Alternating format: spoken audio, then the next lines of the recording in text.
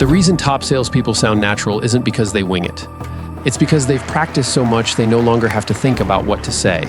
Like winging it is for chumps, bro.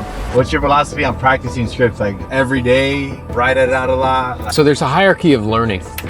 At the bottom of the hierarchy of learning is reading and writing, which is interesting because that's how we get our formal education.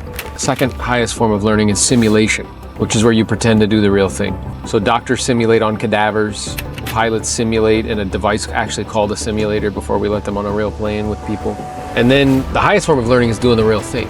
If you want to ramp up the learning curve and you do all of them every day, read, write, role play, do the real thing. Because repetition is the mother of learning and the father of action, which makes it the architect of accomplishment. It's how you can get it to be ingrained where you don't have to think about it anymore.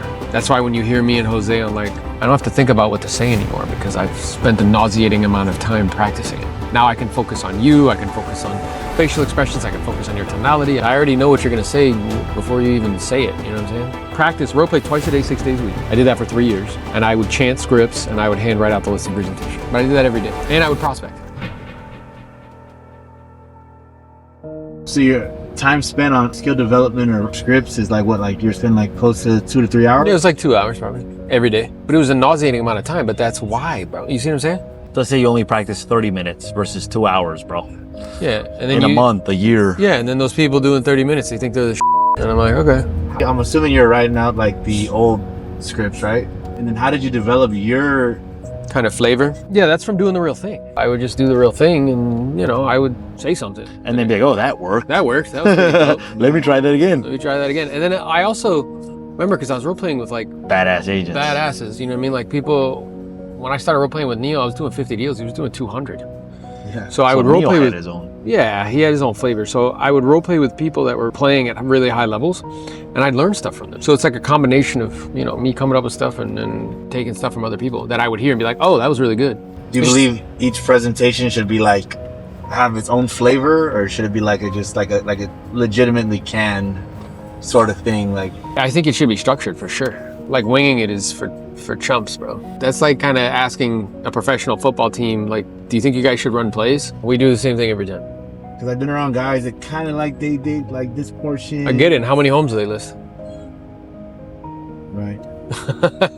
It's when the conversation stops. Right. You know, I hear people like, oh, well, you know, you're wordy. I'm like, yeah, how many homes do you list a year? 20? Like, good, okay. In South Florida, in our MLS system, I was the top listing agent in the whole MLS system out of 20,000 agents. You know, and people are like, oh yeah, I'm like, no, I want to do it this way. Like, but here's what I know is true is that if you want to do it in high volume, it's got to be systematized. There's a novel component as far as like the people, as far as perhaps the experience. Yeah. You know what I mean? While I'm with them, Right. because I'll be present with them and, you know, kind of address whatever's coming up for them. But the process that we're following is the same every single time. Like, so for example, what he's trying to say is that they're like, my husband just died.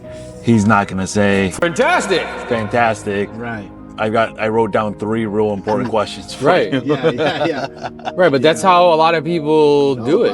I literally never asked. I got 3 really important questions because I feel so uncomfortable. Yeah, but then you can say it in a different way. It's like, so before we get started, just have a couple of questions to ask you just to make sure that I'm fully prepared and I can provide you, you know, with the most accurate information and be the best assistance to you. Would that be okay? Yeah. It's just a different approach. But we were taught a different way, right? I know. So that's why I'm saying those things, and what I'm saying is not in alignment with what the person is what they want. You know? Yeah, or what's true for them in that moment. Exactly. Yeah. Right, but I can still follow a process. Yeah. I think just the process that you were following previously was very abrasive because the person that's teaching it to you is very abrasive. You know, instead of learning new things, what people do is they get prideful about the stuff that they already know.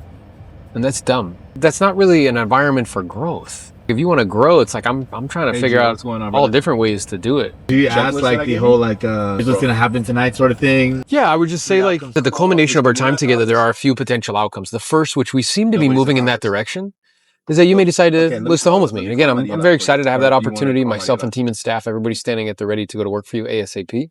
The second potential outcome, you know, there's an outside chance for whatever reason, maybe price, maybe commission, you may decide not to list a home with me. And the third, if I honestly truly felt that I would not be able to help you get what you wanted at the time you wanted, I may decide to humbly decline the opportunity. to list your home. The reason I would do that is I'd much rather earn your business with integrity, being honest and straightforward about what's reasonable and realistic, versus promising you something I know is not going to happen and not be able to deliver. And any one of those three I feel totally comfortable with. Yeah, it's the same thing. So you see the backbone, but the approach is a little different. Instead of like, I may decide not to take your listing. They always use, we're the #1 Century 21. That's why you should list with us.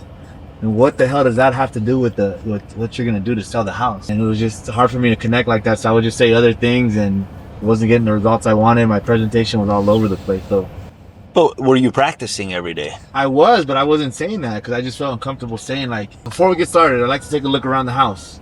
No, let me show you around. Would you ever allow them to take a tour, them give you a tour of the property? No, so when I would walk in, I'd be like, all right, do you want me to take my shoes off? And they're like, no. I'm like, okay, or yes, whatever they said. Okay, great. So what I'd like to do is just take a quick look around the property. Would that be okay? And they're like, yeah, that's fine. And then I'd just start and I would stop. But when I stopped, I would say like, okay, and I'm noticing that the home is really tastefully furnished. So Would they walk around with you? yeah, Okay. I'm fine with that. Instead of you being like, no, you need to sit here. I need to look at it through the eyes of the buyer. It's like, So you're saying it's okay to walk around with of course them? it is, bro. It gives me an opportunity to start to assumptively close. So when they're walking around with me, I'm like, hey, Mario, I'm noticing that your home is really tastefully furnished. So when we have offers come in, are we going to be including the contents or do you want to take that with you to your next destination? When who has offers that come in? And if I remember correctly, Mario, you don't plan on making any changes or modifications before I start to bring buyers through. You just want me to help you to sell it as it is where it is. Is that right? Yeah, that's right. You see what just happened again? You're already selling. You guys are already working together in a hypothetical. Right. I'm assumptively closing while you're walking around with me. I think where a lot of agents get themselves in trouble, it's because you're not intentionally and purposefully curating that environment. They get so caught up in what to say, and you don't understand fundamentally what's actually causing this problem. You're going to continue to perpetuate it over and over and over again. I think it's a function of A, yes, knowing how to handle that, but it's also B, how to align, kind of how to curate the environment in pre-qual and with asking questions that makes it conducive for somebody saying yes when I meet with them. I should know if I do this properly, if they need to speak to somebody prior to authorizing agreements, because I should be diligent in the questions that I ask in pre-qual